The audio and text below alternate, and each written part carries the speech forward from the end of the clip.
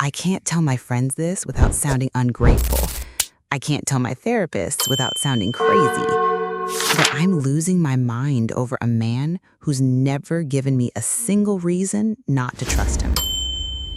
So if you've ever wondered what happens when you get everything you want and it starts eating you alive, buckle up. Because what I'm about to tell you will either make you grateful for your messy relationship or terrified that happiness this good always comes with a price. I'm married to the perfect man, and it's slowly driving me insane. Every morning, I wake up next to someone who shouldn't exist. A man who brings me coffee in bed, who never forgets to kiss me goodbye, who changes diapers without being asked, and tells me I'm beautiful when I look like I've been hit by a truck. And every morning, I lie there wondering, when is he going to destroy me? Because here's what no one tells you about fairy tales. They're absolutely terrifying when you're living inside one, when you're the princess who got everything she ever wanted and now you're just waiting for the curse to kick in. 14 years. That's how long I've been living what everyone calls a fairy tale and how long I've been secretly preparing for it to become a nightmare. We met in high school in 2011. Two kids who had no idea they just found their forever. I can still picture him in his varsity jacket, awkwardly asking me to homecoming while I pretended not to notice I'd been waiting for him to ask for weeks. He was my first kiss, stolen behind the gym after our junior prom. My first everything, really. He was his first everything except that kiss. He'd pecked a couple girls at summer camp when he was 14, nothing more. Fast forward through late-night phone calls that lasted until sunrise, graduation caps thrown in the air, college applications filled out side by side, and promises that we'd make long-distance work. Except we didn't have to. We got into the same university. Another sign, everyone said. Meant to be. Now, here we are, married 7 years, homeowners with a mortgage we actually understand, and parents to 2 beautiful daughters. Emma, our 2-year-old hurricane who's currently screaming because I gave her the blue cup instead of the red one, the exact same cup, just different colors. And Sophia, our 9-month-old angel who sleeps like an angel, which I'm told makes me incredibly lucky and slightly insufferable to other new moms. He's the husband other women dream about, and I don't say that lightly. I see my friends' marriages. I hear the complaints at mommy groups, the eye rolls when someone mentions their partner babysitting their own kids. Not him. Marcus doesn't babysit. He parents. He comes home from 10-hour shifts and immediately asks what he can do to help. He meal preps on Sundays so I don't have to think about dinner when the baby's been cluster feeding all day.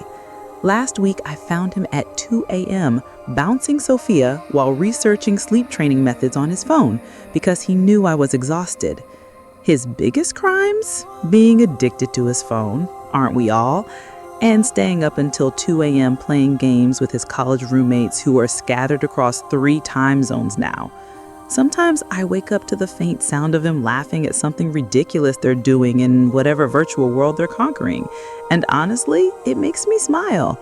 He's 31 and still finds joy in the same stupid things that made him happy at 18. We talk through everything. I mean, everything. When Emma was going through her hitting phase, we researched gentle parenting techniques together. When my postpartum anxiety got bad after Sophia, he found me a therapist and took time off work to drive me to the first appointment. When his mom made that passive-aggressive comment about how I used to dress up more before kids, he shut it down immediately and had a conversation with her that night. We've never had a screaming match, not once. We've disagreed, sure. Heated discussions about screen time limits, whose turn it is to wake up with the baby, whether we can afford a Disney trip next year. But we talk it out. We compromise. We remember we're on the same team.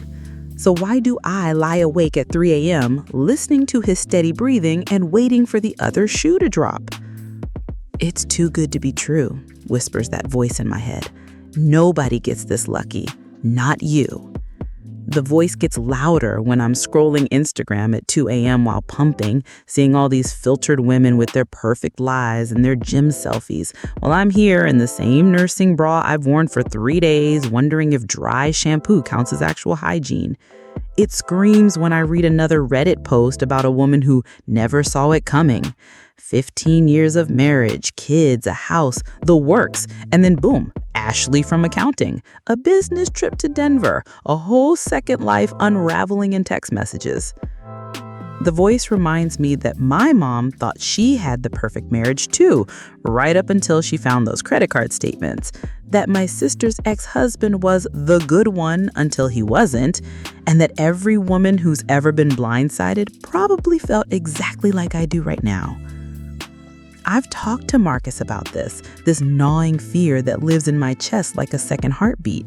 We were lying in bed last Sunday morning, both girls miraculously still asleep, and I just blurted it out. Sometimes I feel like I'm waiting for you to leave me. He rolled over, ran his thumb along my cheek, and looked at me with those same brown eyes that fell in love with me in AP Calculus. Babe, I'm not going anywhere. I'm not like other guys. What we have is different, special. You're it for me, forever. And my brain, that traitorous self-sabotaging thing, immediately thought, that's exactly what every cheating husband has said to his wife right before everything fell apart. I feel insane thinking this way.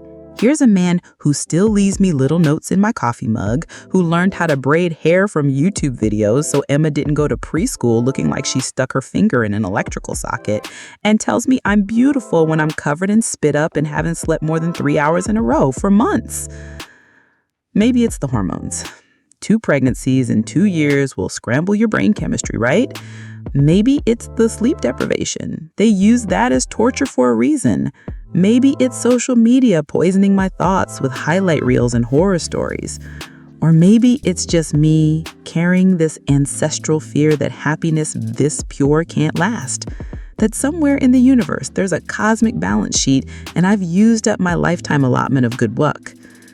I catch myself studying his face when he's playing with the girls, looking for signs. Signs of what?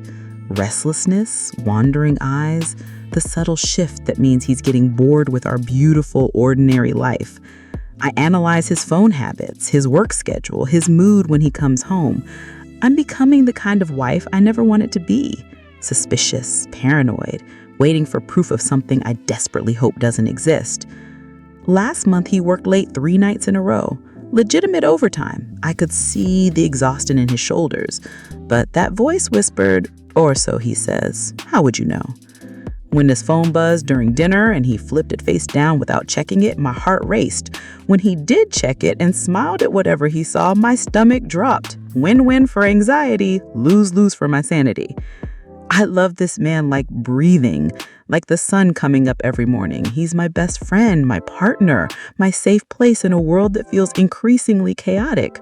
We're those annoying couples that actually like each other after 14 years, who still hold hands in the grocery store and make each other laugh until our stomachs hurt. But I can't shake this feeling that I'm living on borrowed time, that somewhere, somehow, the universe is keeping score and I've used up my lifetime allotment of good luck. My friends tell me I'm lucky. My mom says I won the husband lottery. Strangers at the park watch him push Emma on the swings while wearing Sophia in the carrier and comment on what a good dad he is. And I smile and nod and say, I know. While inside I'm thinking, but for how long? So here I am, a 30-year-old woman trying her best not to sabotage the best thing that ever happened to her, asking, how do you trust in perfection when the world has taught you that nothing perfect lasts? How do you silence the voice that says be ready for betrayal when betrayal is the last thing you want to be ready for? How do you live fully in a beautiful present when your brain is constantly scanning for future disasters? And if you're older, wiser, and have walked this tightrope between love and fear, please tell me, does the anxiety ever stop? Does the fairy tale ever feel real? Or do you just get better at living with the uncertainty? I'm just a woman, standing in her perfect kitchen at midnight, pumping milk while her husband sleeps peacefully upstairs, terrified that this happiness I built my entire adult life around could vanish as suddenly as it appeared. Because if it's too good to be true, what happens when true finally catches up?